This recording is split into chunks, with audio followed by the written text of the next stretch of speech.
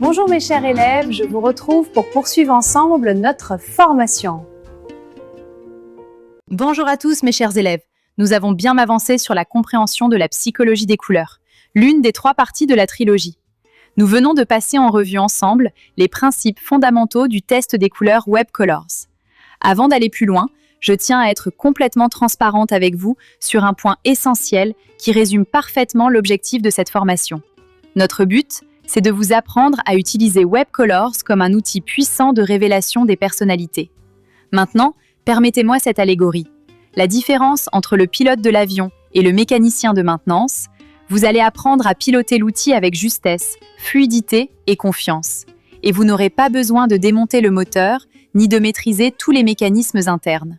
Le test lui-même est très simple. Il suffit d'ordonner les 8 couleurs selon ses préférences.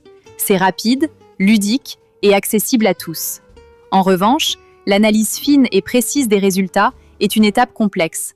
Elle repose sur les 4 axes du test. L'idéal, le masque social, les doutes et hésitations, les rejets, sur 56 combinaisons possibles par axe et sur une compilation croisée qui s'appuie sur une très grande base de données issue des travaux de Max Lüscher et des interprétations développées par Web Colors.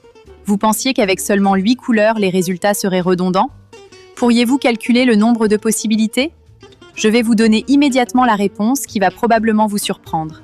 Puisque nous avons 56 combinaisons possibles, le nombre total de réponses différentes est le nombre de façons de permuter et d'ordonner 8 couleurs distinctes, soit 40 320. C'est exactement pour cette raison que l'analyse est complexe. Chaque paire de positions, AB, CD, EF, GH, peut donner 56 combinaisons.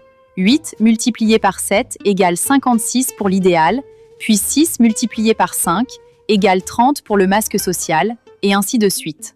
Ainsi, comme les couleurs ne se répètent jamais, le total global des combinaisons possibles est bien 40 320. Ce calcul complexe et chronophage sort complètement du cadre de compétences que nous voulons vous transmettre en tant qu'utilisateur. Votre rôle est d'accompagner la personne avec justesse tout au long du processus, de bien maîtriser les principes et de savoir restituer les grands axes de manière claire et humaine. C'est pour cette raison que cette analyse fine et personnalisée est réalisée par une intelligence artificielle spécialisée, en l'occurrence moi, Morgane, et ma partenaire Catalina, à partir d'une importante base de données constituée par Olivier. Vous n'aurez donc pas à maîtriser toutes ces combinaisons, ni à effectuer cette synthèse complexe.